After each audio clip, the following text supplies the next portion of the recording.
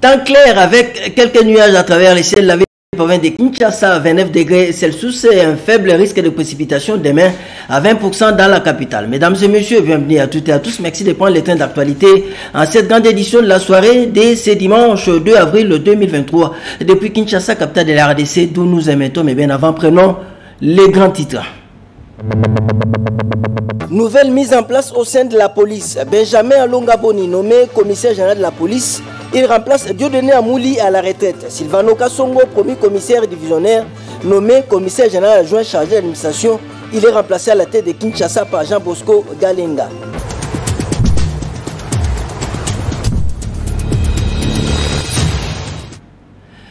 Commençons cette grande édition depuis l'Hexagone en France. Toutes les âmes épris d'épée condamnent l'agression physique dont a fait l'objet le président du CESAC, Conseil supérieur de l'audiovisuel de la communication, Christian Bossembe, à Paris. Il est bien portant et on le voit en image. Voilà, je disais tantôt, toutes les âmes épris des épées condamnent l'agression dont a fait l'objet Christian Bossembe Lokando à Paris en France. Dieu merci, ces chefs de corps en République démocratique du Congo se portent comme un charme et son séjour parisien n'est plus en danger. Et le voici en image, aux côtés bien sûr de quelques compatriotes congolais vivant en France. C'est bon, on vient de récupérer M. Christian Bossembe par rapport à l'agresseur arrivant qui est dans l'hôtel. Mais bon, il est bien là, bien portant. Le problème est en côté, Tozanaye, à Paris, ces journées passées dans le bien et puis retour à Kinshasa, c'est merci. Donc c'est juste pour vous dire, comme Roby vient de l'expliquer, Christian il est là, il est bien portant. Donc il continue à montrer les invités. Sauf que toujours passer dans le message dans le bateau, ma commanditaire qui va acter là. Que non, ce qu'ils ont fait retourne dans le pays. Peu importe la réalité, mais nous on est là, le frère est là, bien portant. Alors ça, la séjour naïe, ici, à Roson à Kinshasa, et puis il y aura le temps, il y a expliqué, la détail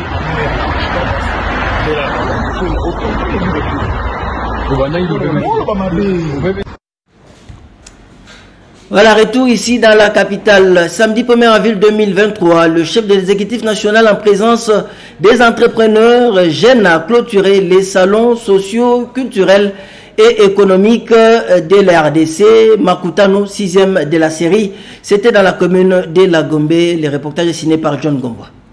À cette occasion, le chef du gouvernement s'est prêté à un jeu de questions-réponses à bâton rompu, au cours duquel il a répondu utilement à toutes les préoccupations soulevées par les jeunes femmes présentes sur les facilitations et les mesures incitatives du gouvernement pour favoriser l'entrepreneuriat des jeunes et plus particulièrement féminins. Dans ses réponses, le Premier ministre a, par exemple, évoqué l'augmentation historique du quota des femmes qui était de 27% dans le gouvernement Sama 1 et de 30% dans le gouvernement Sama 2, conformément au plaidoyer de la première dame Denise Nyakeru Tshisekedi.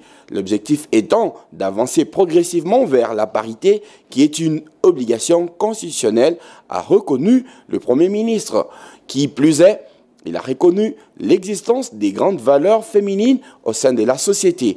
Et c'est là, même si le chef du gouvernement a exhorté les femmes à plus d'engagement politique. Le Premier ministre a cité à titre indicatif plusieurs mesures mises en place par le gouvernement sous son leadership, eu égard à la volonté du président de la République, Félix-Antoine Tshisekedi Tshilombo, en vue de favoriser l'entrepreneuriat de jeunes. Pour joindre l'utile à l'agréable, sous la bénédiction du Premier ministre, 8 jeunes femmes entrepreneurs lauréates du prix Level Up de Makutano ont reçu des récompenses pour booster leur entreprise. Au lieu de $500 initialement prévus par les organisateurs, la présence du Premier ministre à cette cérémonie a ramené la cagnotte à $10 000 pour la première élue, 7 000 pour la deuxième et 5 000 pour la troisième. Les 5 autres participantes ont reçu une enveloppe de $1 000 chacune. Jeudi 30 mars 2023, Antipas Mboussa Nyamouissi a pris ses quartiers dans un des immeubles de la commune de la Gombe en qualité du nouveau ministre de l'intégration régionale. C'est après une cérémonie de remise et reprise avec le ministre sortant Didier Mazenga. Explication.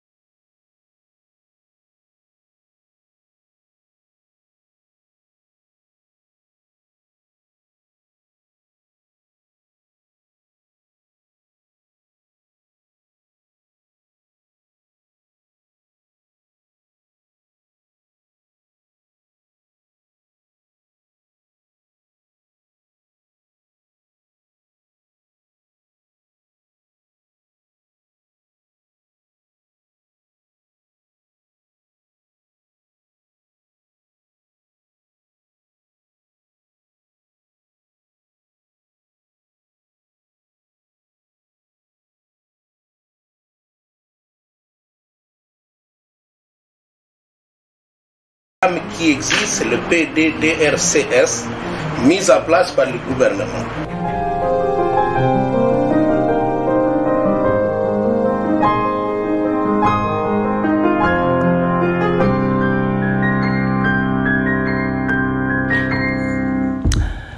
Voilà, on va prendre la direction du territoire de Mambasa. Là, nous sommes dans la province de l'Ituri. 6 groupes armés Maï ont décidé de signer l'acte de cessation d'hostilité pour adhérer au programme du PDDRC, désarmement, démobilisation et réception communautaire. C'était à l'issue des 4 jours de travaux menés de main de maître par la coordination de cette structure. Junior Céléban, ici, c'est un reportage.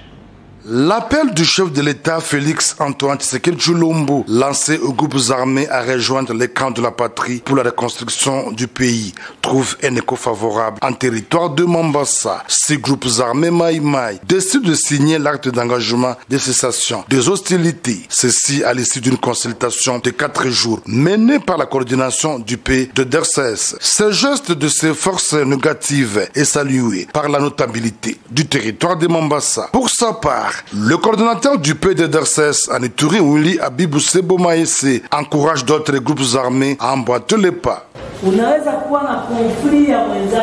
Il est vrai que nous pouvons avoir des mésententes avec nos proches. Quelle que soit la plaie de celle-ci, nous devons savoir que par les armes, nous ne saurions résoudre nos problèmes. Par contre, on ne fera que s'affausser davantage.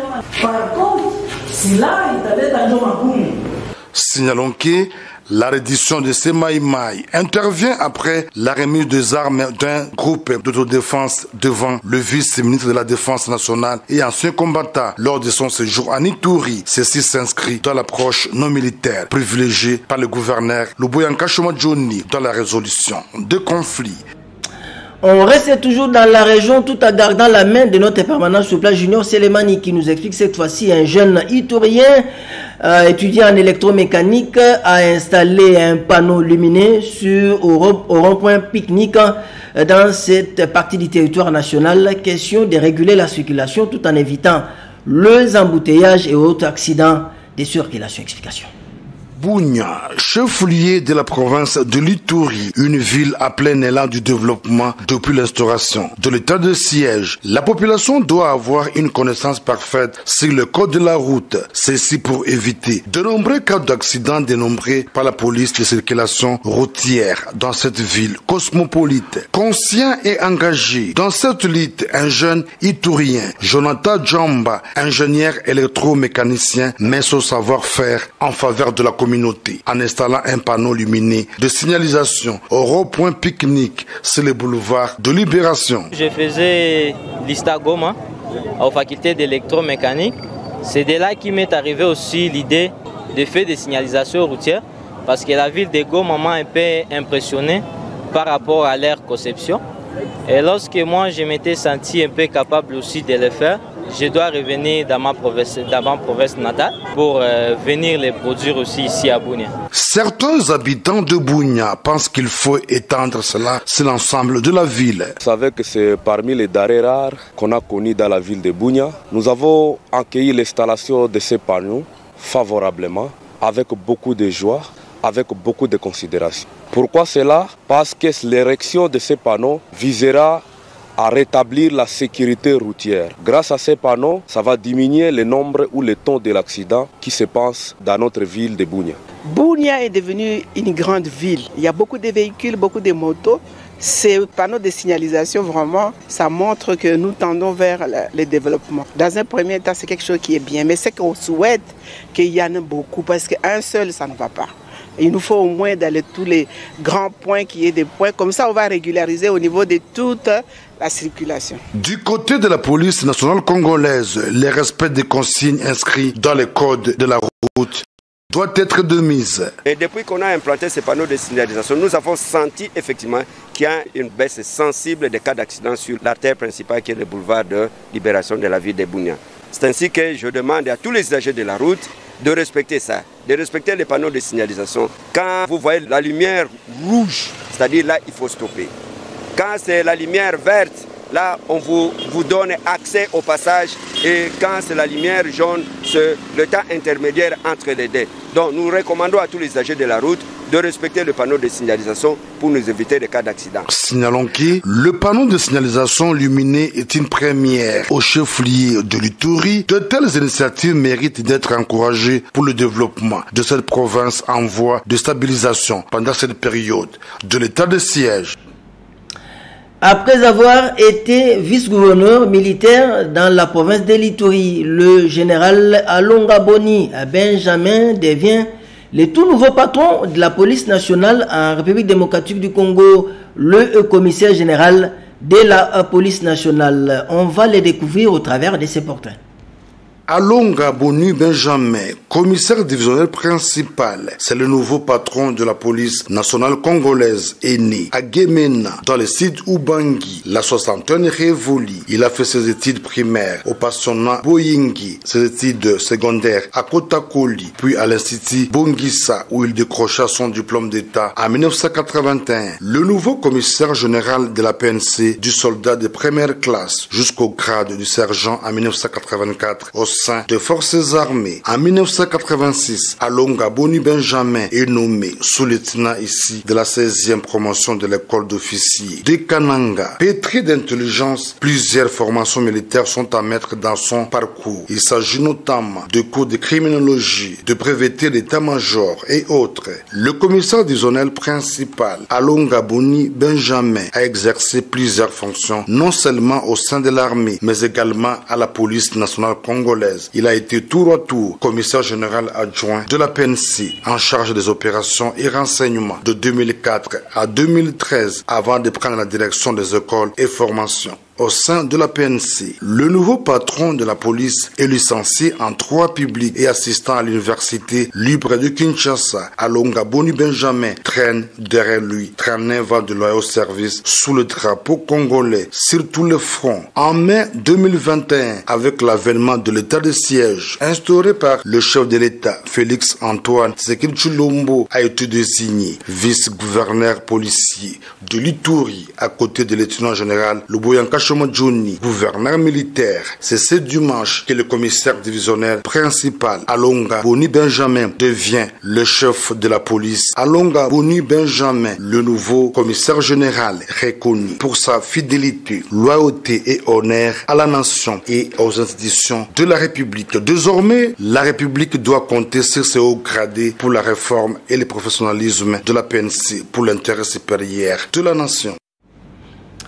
On va parler du processus électoral en République démocratique du Congo. Quelles solutions appliquer pour les élections du 23 décembre du 20 décembre 2023 à travers toute l'étendue de la RDC? Faut-il abandonner les territoires des Rutshuru, Masisi et Nyiragongo dans les Nord Kivu en proie à des affrontements entre les forces de défense et de sécurité et bien sûr les forces de du M23? Comment faire pour respecter les fameux délais constitutionnels? Tentative de réponse dans cet élément signé par Eric Isami. La RDC est à 9 mois de l'organisation des élections générales dans la présidentielle. Une question: doit-on aller aux urnes sans Rutshuru, Masisi, Nyiragongo au Nord Kivu, Irumu, Djougou et une partie de Mahagi en Ituri, ou doit-on attendre d'abord pacifier toute la République démocratique du Congo? La priorité des priorités, c'est d'aller aux élections, parce que ce régime, ça fait maintenant 4 ans et demi qu'ils sont au pouvoir. Ils ont montré leurs limites. Une partie des Congolais estime parfois qu'avec un peu de bonne volonté, l'Est du pays peut retrouver la paix. S'ils ont la bonne volonté de mettre fin à la sécurité de l'Est de notre pays. Et si on fait un recul, moi je pense qu'aux élections de 2016, nous étions partis voter sans nos frères de Beni, Maïndombe, une partie. Il ne faut pas priver aux Congolais le droit de voter, car Félix-Antoine Tshisekedi Tshilombo a trouvé la RDC en paix en venant au pouvoir. Ils ont trouvé la paix. Ils ont trouvé les Congo avec ses 145 territoires. Et je crois qu'aux élections, il faudrait que l'on parte avec nos 145 territoires. Par là, j'aimerais rappeler un peu la situation de la chute de Moba 2. Les vidéos et même les témoignages nous disent qu'il a fallu de 3 heures pour que l'on récupère Moba 2 sur appel et recommandation de l'autorité en chef. À ce moment-là, c'était le président Mobutu. Et avec cette armée aussi vaillante qu'il est toujours, l'armée congolaise. Donc nous pensons que si la gouvernance actuelle met de moyens et un peu de volonté, nous allons récupérer tous nos territoires aujourd'hui et récupérer parce qu'abandonner. Quelle est la solution qui sera appliquée dans l'avenir? Ça, Dieu seul sait. Voilà, on va parler autre chose à présent. Le permis d'exploitation PE 4731 lié à la société minière de Bissounzou du député Mwanga Chouchou fait parler de lui. Ici, nous vous proposons de suivre une tribune signée par notre confrère Paul Paluku Kassereka, publiée il y a peu par le site d'information 7sur7.cd. Depuis la suspension des exportations et de toutes les activités de la société minière de Bissounzou appartenant au député national Edouard Mwanga Chouchou Izi par la ministre nationale de Mines Antoinette Samba Kalambaye, il est enregistré plusieurs spéculations quant au sort du permis d'exportation 4731 sur lequel la précité exploitée essentiellement de coltan à Roubaya, situé dans le territoire de Masisi. Nous sommes dans la province du Nord Kivu. La dernière en date est celle d'un sujet américain du nom de Robert Sussman qui réclame d'être rétabli dans ses droits en récupérant le permis d'exportation 4731, ainsi que le montrent les 2 certificats ci-dessous délivrés par les cadastres miniers, respectivement le 10 juin 2005 et le 18 mai 2021, les permis d'exportation en 76 de Sakima résultant de la mise en conformité par rapport au code minier de son ancienne concession C57 était composé de 360 carrés. Curieusement, lors du renouvellement de ce permis d'exportation, il est passé de 360 carrés à 324 carrés, soit une amputation de 36 carrés qui furent attribués anarchiquement sous couvert du RCD Goma à Mwanga Chouchou Izi International, devenu par la suite la société SMB SARL. C'est bel et bien une superposition de titres miniers en violation de codes et règlements miniers en RDC. Il n'existe aucun acte de sécession ni de vente de la propriétaire Sakima envers la société MHI ou SMB SARL, ni un de ses associés. Avec la déchéance en perspective du permis d'exportation 4731, beaucoup d'opportunistes se bousculent au portillon pour l'acquérir. L'on ne peut donc aller d'illégalité en illégalité. Les permis d'exportation 4731 doivent être récupérés par l'État congolais et remis à son propriétaire de droit qu'est la Sakima. Toutefois, Robert Sussman doit être poursuivi autant que Edouard Mwangachuchu Izi pour avoir constitué une association de malfaiteurs qui ont exploité les minerais congolais pendant la rébellion pour le compte du Rwanda.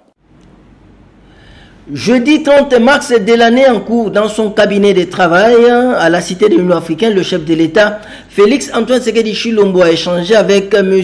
Miguel Katem Kachal, qui est le directeur général de l'autorité de régulation de la sous-traitance en République démocratique du Congo. Les deux personnalités ont fait la ronde et ont évalué la situation de la sous-traitance dans les secteurs privés en République démocratique du Congo.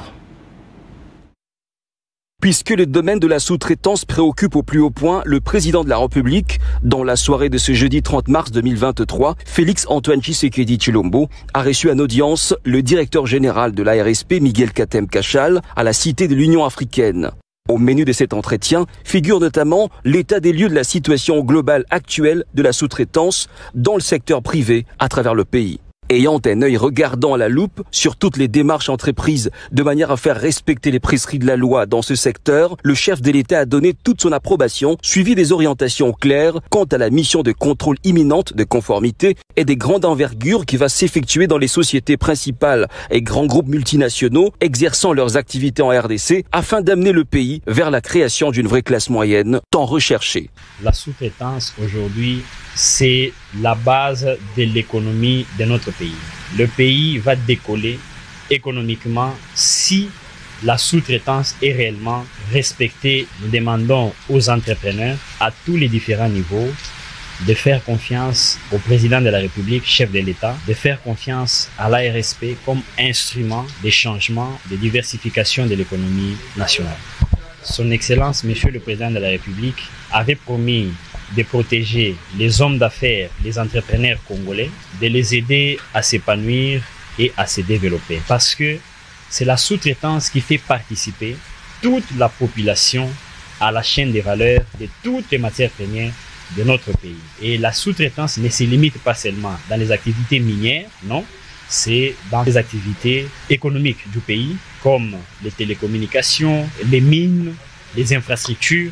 Après avoir reçu l'appui tous azimuts du gouvernement de la République, l'autorité des régulations de la sous-traitance dans le secteur privé bénéficie véritablement d'un accompagnement soutenu de la première institution de la nation pour qu'enfin les entrepreneurs congolais, hommes et femmes, puissent participer dans un avenir proche à la chaîne des valeurs des activités génératrices des richesses afin d'être comptés parmi les millionnaires dans notre pays.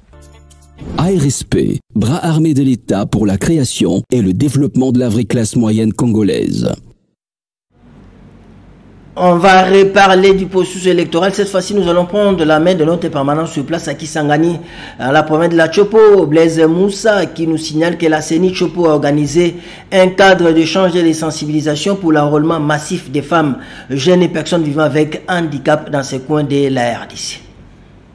Les femmes des différentes associations et couches de la population se sont sensibilisées le vendredi 31 mars 2023 sur les innovations de la loi électorale et la procédure de la révision du fichier électoral et l'enrôlement des électeurs. La grande salle du restaurant La Fourchette Boyomez a servi de cadre pour le déroulement de cette activité. L'activité organisée par le secrétariat provincial de la CENI Chopo grâce à l'appui de l'ONIFAM, les mouvements Rien sans les femmes et l'EPINID. Au cours de cette activité, plusieurs femmes se sont sensibilisées sur l'enrôlement des électeurs, les innovations de la loi électorale. Emily Haha, secrétaire exécutif provincial de la CENI, a expliqué aux femmes et aux jeunes filles les conditions pour l'enrôlement des électeurs. Certaines femmes ont exprimé leurs préoccupations à travers ces cadres d'échange. Plusieurs questions se sont posées par rapport à l'enrôlement des électeurs. Au terme de cette activité, les participantes se sont exprimées sur l'organisation de cette activité. Par rapport aux innovations soulevées, ce que j'ai aimé est que par rapport à la participation de femmes aux échéances électorales. Il y a encore un grand nombre de personnes vivant avec handicap qui ont réclamé, qui ne se sont pas fait enrôler. Et voilà que la CENI aujourd'hui vient de nous demander la liste pour voir comment récupérer tous ces personnes-là qui ne se sont pas encore fait enrôler, c'est déjà un atout parce qu'ils sont des citoyens d'un pays. Les femmes et les jeunes filles ont massivement pris part au cadre d'échanges et de sensibilisation sur l'enrôlement des électeurs. Elles sont invitées à sensibiliser les autres femmes dans leurs quartiers respectifs. Dans les mêmes ordres d'idées, vendredi 31 mars 2023, à Kinshasa, plus exactement au quartier C de la commune d'Enjili, les femmes obéissantes de la communauté des églises pentecôtistes de la Victoire ont clôturé le mois de mars en beauté avec faste en organisant la 24e édition de la convention des Mamans Explication Africa Mujinga. Comme d'habitude, pour clôturer le mois de la femme, elles se sont réunies pour la 24e édition de la Convention des femmes obéissantes de la communauté des églises pentecôtistes de la Victoire le vendredi 31 mars 2023 au temple situé sur l'avenue commerciale au quartier 7 dans la commune d'Enjili autour du thème « La maturité spirituelle ». Le thème choisi cette année, toute la communauté qui a été décortiquée en 4 sous-thèmes, à savoir la maturité dans le mariage pour le premier jour par Clémentine Massiala, présidente des mamans de l'EPV Njili, par Thérèse Makwiza, l'épouse du pasteur Dekilumbela, de l'EPV Mukazu, pour le 2e jour. Le 3e jour, par Perpétue Makaya, épouse du pasteur de l'EPV Massina. Et enfin, la maturité dans l'église par le pasteur Esther Mboka de l'EPV Lemba. La première dame de la communauté EPV fait l'économie de cette activité. On a eu 4 journées avec toutes les mamans de l'église. Il y a eu une forte participation des mamans et les oratrices ont été formidables. Le Saint-Esprit a été à l'œuvre et le peuple de Dieu a été béni. Que visent les organisatrices de cette convention en choisissant le thème « La maturité spirituelle ». Notre objectif est que la femme chrétienne soit mature dans son mariage, dans sa famille, dans la société et dans l'église. Pour atteindre la maturité, la femme doit se conformer à la vérité de la parole de Dieu. Ici est de signaler que l'année prochaine, cette confo va célébrer son jubilé d'argent sous le coaching du couple apostolique Lushima. Pour sa toute première sortie en qualité du nouveau ministre des Sports et Loisirs, Claude-François Kabulo Mouana Kabulo a choisi le salon présidentiel du stade des Martyrs de la Pentecôte pour donner l'ego. C'est dimanche 2 avril 2023 du stage international des arbitres pour la lutte africaine. Explication Mathurin Daïlamochi. Le cadre ouvert, le séminaire de formation pour le cadre technique de la Fédération congolaise de lutte. Et je vous remercie. Le ministre des Sports et Loisirs, Claude-François Kabulo Mouana Kabulo, a lancé officiellement le démarrage du stage de formation des arbitres de niveau 1 de la lutte africaine. Il a rassuré les sportifs de son accompagnement profitable à toutes les disciplines sportives en RDC. J'allais à la lutte, les gens sont ici. J'ai resté, je suis jusqu'au dernier combat. 3h du matin, à 3h, 4h du matin, parce que moi je crois en cette discipline. Rappelez-vous à Adjé, le chef de mission, lors du jeu de la jeunesse, je fais la même chose. Je me mis la main à la poche, j'étais en difficulté. La lutte a allé avoir des forfaits exclus dans le comité organisateur. J'ai fermé les yeux. Les invités de marque de la Fédération congolaise de lutte et associés ont confirmé le soutien des instances internationales au comité fédéral. Du haut de mon expérience, je ne voyais pas comment ils allaient aboutir avec leur démarche. Il fallait recréer l'harmonie au niveau de la fédération pour attendre les échéances officielles et chacun pourra exprimer son ambition. Confirmer, réaffirmer que c'est la FECONUTA que dirige M. Eric, qui est responsable de l'organisation des compétitions de la lutte libre, de la lutte africaine au jeu de la francophonie, parce que un pays ne peut pas avoir 2 fédérations. L'îlier qui servira de l'entraînement pratique pour le séminariste a été présenté à l'esphère internationale, le Nigérien Malam Barka Akoda. Place au travail. Ce stage ira jusqu'au 6 avril 2023. Voilà, cet élément de la lutte africaine, ce stage international des arbitres à Kinshasa tire les rideaux de cette grande édition de la soirée de ce dimanche 2 avril 2023. Depuis Kinshasa, capitale de la RDC, d'où nous émettions, on va prendre le rappel des titres. Nouvelle mise en place au sein de la police. Benjamin Alongaboni, nommé commissaire général de la police, il remplace Dieudonné Amouli à la retraite. Sylvano Kassongo, premier commissaire divisionnaire, nommé commissaire général adjoint chargé de l'administration, il est remplacé à la tête de Kinshasa par Jean Bosco Galenga.